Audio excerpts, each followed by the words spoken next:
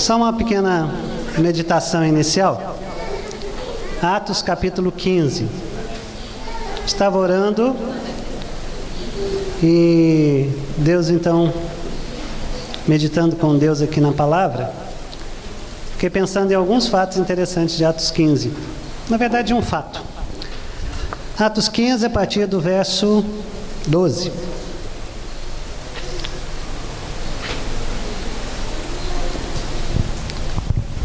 Atos 15, 12. Eu estou com a NVI. Versão NVI. Atos, capítulo 15, verso 12.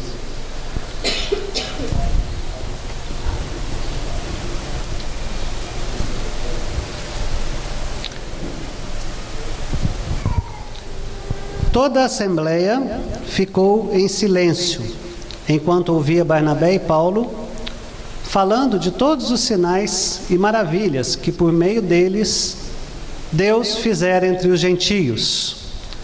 Um grupo reunido dos apóstolos para discutir um assunto importante ali, a expansão do evangelho do reino de Deus entre os muitos povos. E eles todos reunidos. E a palavra foi dada então a Paulo e a Barnabé, enquanto todos ficavam atentos, ouvindo. Estavam ali, talvez em volta de uma mesa. E quando terminaram de falar, Tiago tomou a palavra e disse: irmãos, ouçam-me. Simão, que já tinha falado antes, Pedro já havia falado antes, né? Então Tiago, liderando ali o grupo dos apóstolos, diz: Simão nos expôs como Deus no princípio voltou-se para os gentios, para os outros povos, a fim de reunir dentre as nações um povo para o seu nome, um povo para o nome de Deus, um povo que fosse chamado pelo nome de Deus. Tiago diz isso, de como que Pedro falou isso então. O que estava acontecendo entre os outros povos? Verso 15. Concordam com isso as palavras dos profetas, como está escrito. Depois disso, aí então, ele relembrando um texto lá de Amós, uma palavra do profeta Amós. Ele diz: depois disso voltarei e reconstruirei a tenda caída de Davi.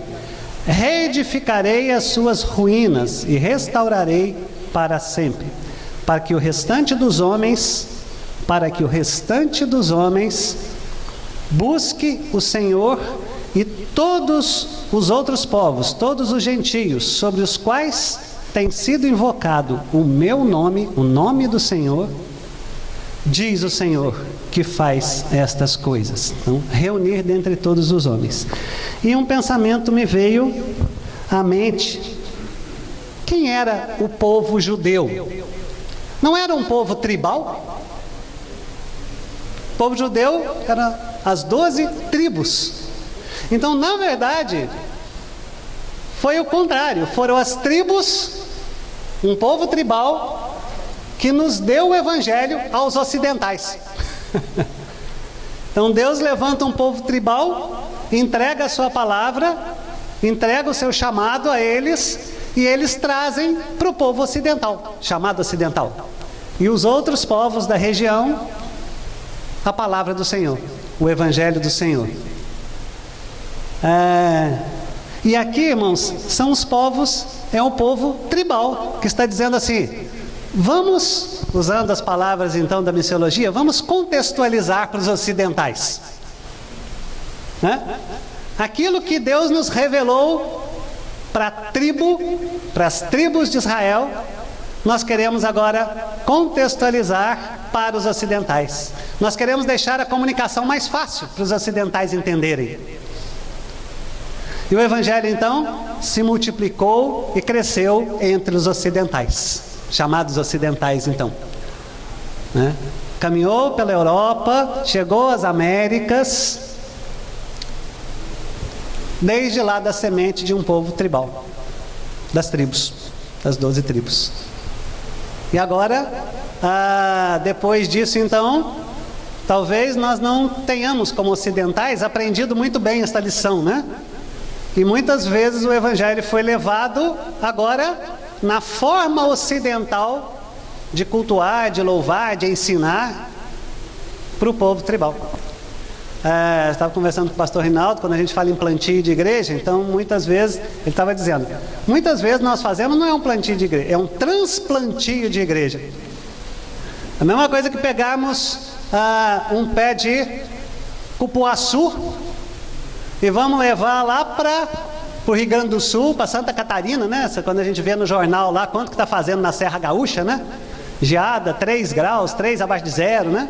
Aí vamos levar um pezinho de cupuaçu aqui, desse tamanho já, num balde bem grande, e queremos plantar ele lá na Serra Gaúcha, na Serra Catarinense, né? Não funciona bem, né? Não vai bem. E muitas vezes foi feito isso, quisera não estivesse mais sendo feito isso, mas às vezes ainda está sendo feito isso, né? Para voltar para o povo tribal, da onde nasceu,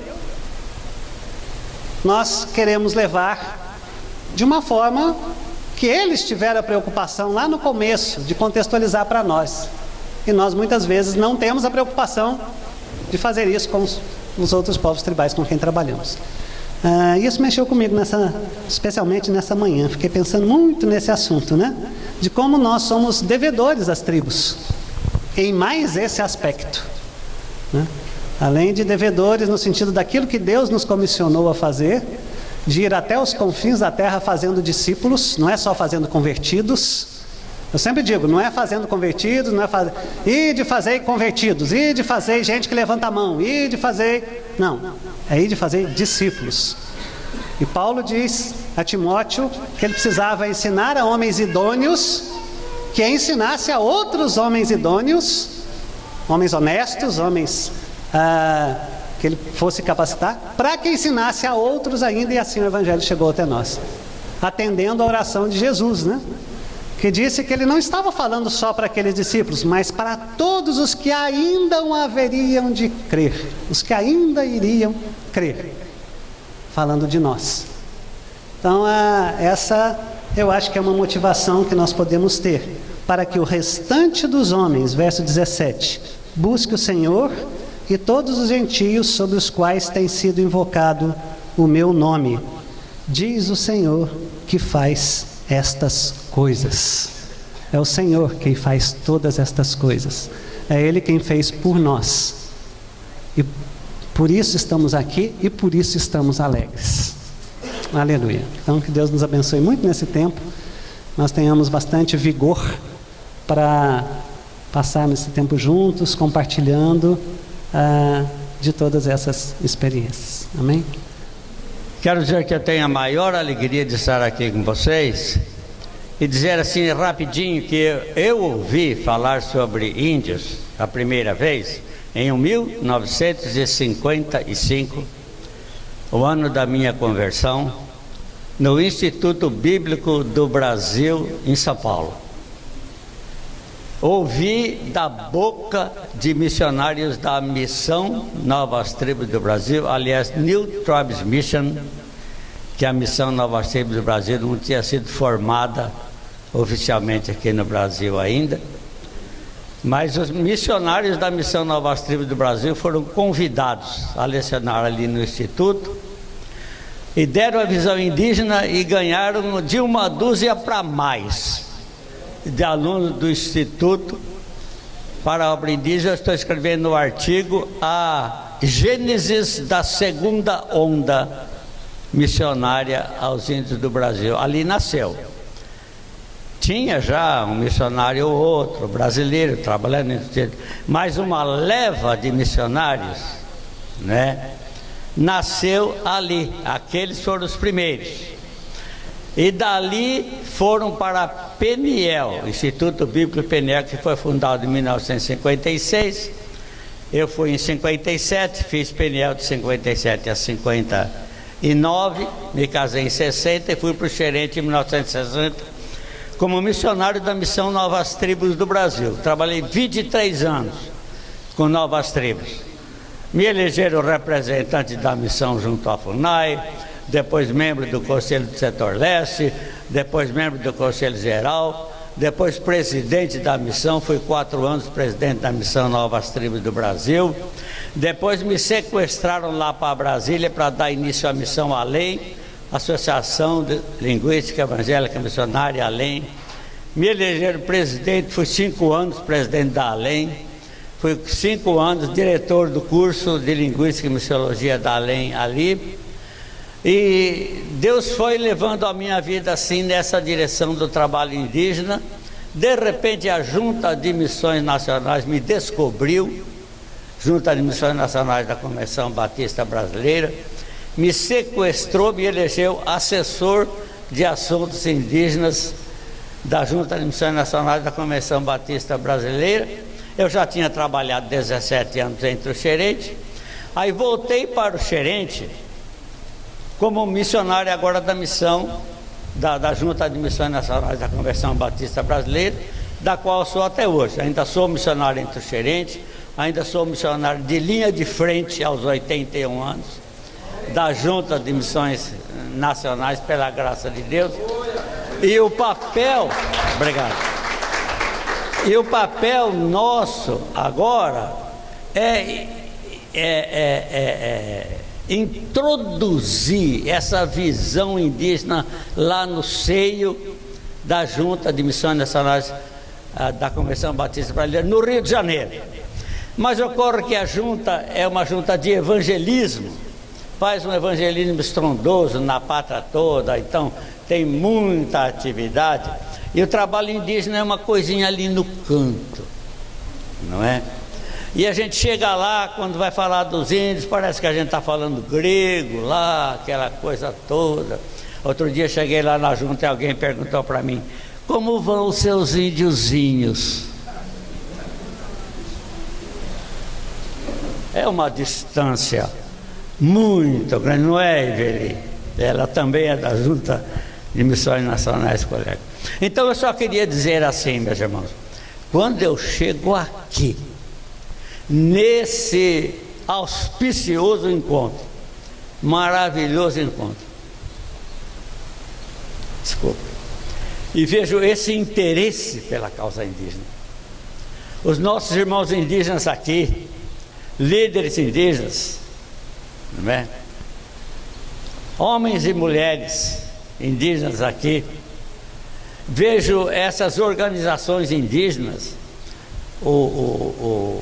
o conselho missionário aqui dessa igreja, um seminário instalado aqui, e todos esses, vejam o Stempris, colega nosso de muitos anos, e agora o que está acontecendo lá na tribo Canicatim. Então eu quero dizer que eu estou com o meu coração cheio de alegria, cheio de índio e visão indígena, que eu me recordo daqueles primeiros anos lá em 1955, quando o professor perguntou para mim, um americano, pegou a visão? Peguei, graças a Deus, e aqui a visão enche e cresce cada vez mais. Estou feliz, Deus abençoe, muita alegria. Graça e paz, irmãos. Cuidado com o que você diz amém, tá? Você não sabe o que eu disse, então é mais perigoso, né? Mas na língua do meu povo eu disse: estou muito alegre, muito contente de estar aqui com vocês. É um prazer, um privilégio rever alguns, conheci alguns dos irmãos aqui da região, né? Há não sei quantos anos atrás, 3 ou talvez 4 anos atrás, quando a gente participou de um congresso e de uma semana de estudos lá no seminário, lá da Semadema, lá em São Luís. Quem estava lá? Quem lembra da gente? Só ele, né? Ele esqueceu de dizer, eu falei para ele esqueceu de dizer, Pedro, né? Esqueceu de dizer que ele é produtor cinematográfico também, gente. Sabiam disso? É. Ele fez o único vídeo da gente falando até hoje que serviu, que prestou, né? Graças a Deus. Tomara que ele faça mais hoje, né? Então, irmãos, é um privilégio muito grande. Nós vamos falar bastante, especialmente hoje à noite, não é? Vamos falar das 7h30 até as 10. Então se preparem, viu? Venham animados, que nem ele falou, venham animados, tragam bastante papel e lápis para escrever. Nós não temos apostila, você vai produzir a sua própria apostila, tá bom? Então Então, nós temos trabalhado aí com a Missão Novas Tribos já há um pouquinho de anos, já uns 30 anos por aí.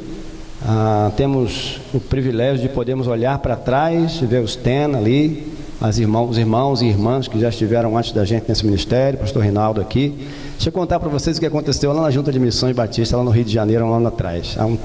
Quantos anos atrás? 2 anos atrás, né? Os irmãos pediram que a gente fosse até lá para ajudá-los na avaliação, um trabalho de consultoria, na avaliação de cultura e de língua dos missionários lá. Aí quando eu chego lá, o pastor Valdir me convidou, né? Quando eu chego lá, encontro quem lá? Encontro o pastor Rinaldo, encontro o pastor Gunter, e eu falei, você está brincando comigo, rapaz, não é possível. Esses homens têm mais tempo de aldeia que eu tenho de vida. Como é que eu vou avaliar essa gente, né? Mas foi, graças a Deus, foi um tempo muito gostoso, muito precioso lá. E temos trabalhado lá com o povo Zoé, acho que todos ouviram falar no povo Zoé, não já? Pois é, a história é longa, eu não vou contá-la agora, não dá para contar. Mas depois que saímos de lá, trabalhamos por 10 anos no treinamento de missionários, diretamente nas escolas teológica e missiológica, antropológica e linguística. E estamos há 12 anos trabalhando ali, morando em Anápolis, mas se você quiser se esconder de mim, vá para Anápolis, você não vai me achar lá.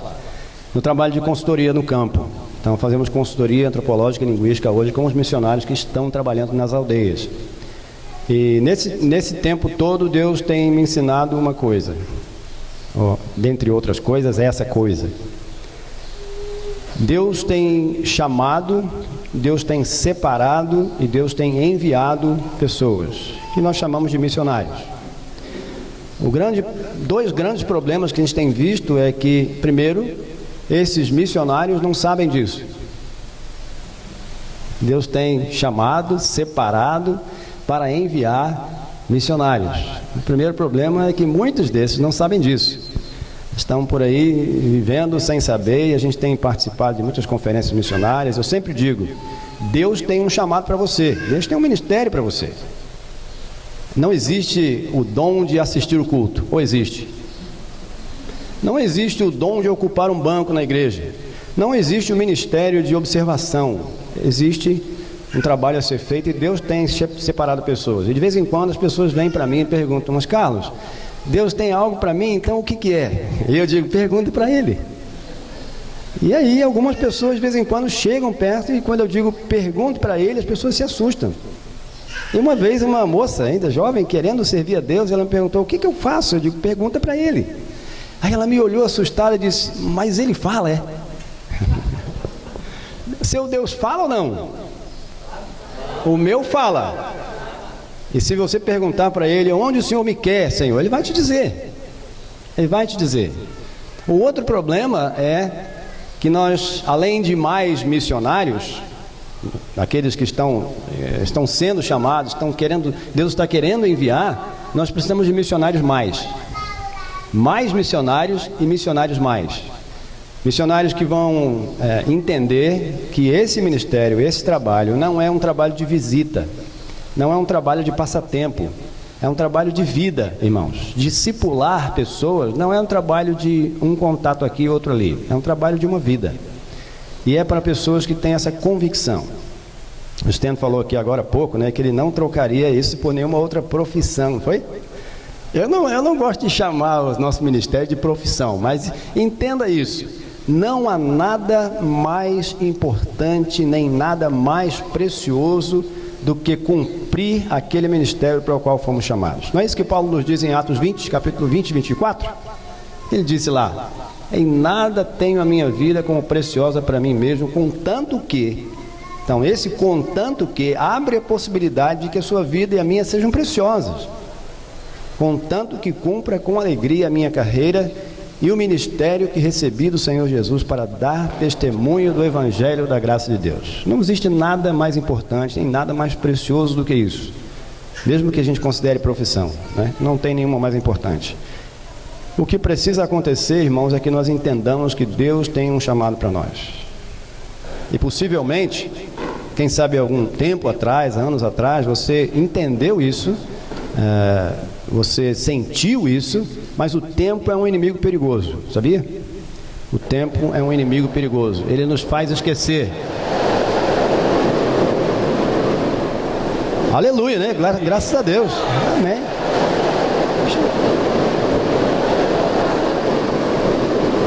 Aniversário de alguém? Seu? Pois é, então, parabéns, irmão.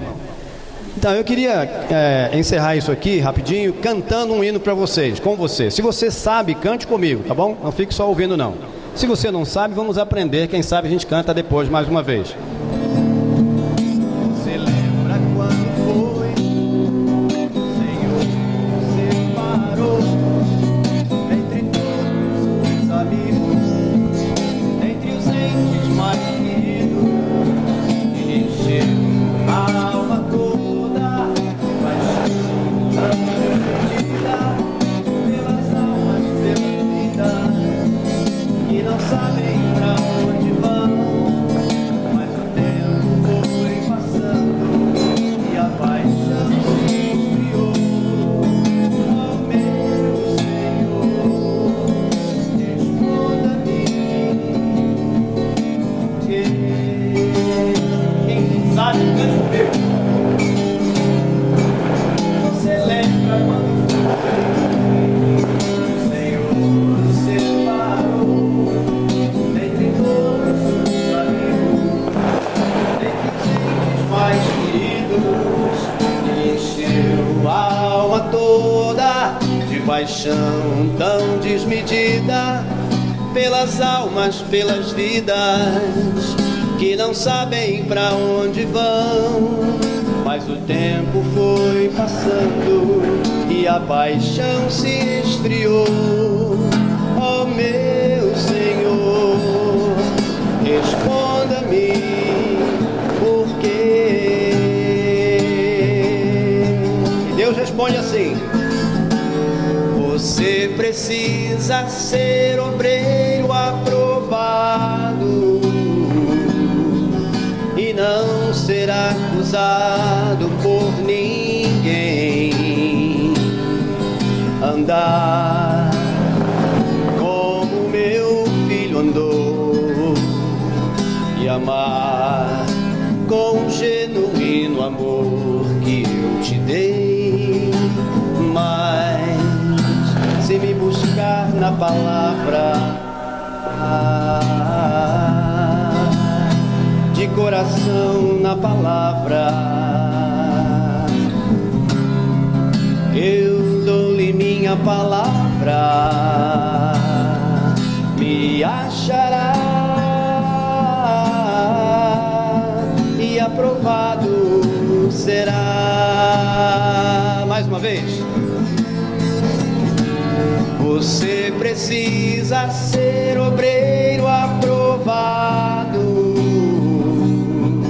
e não ser acusado por ninguém. Andar como meu filho andou e amar com genuíno amor que eu te dei. Mas se me buscar na palavra, de coração na palavra, eu dou-lhe minha palavra, me achará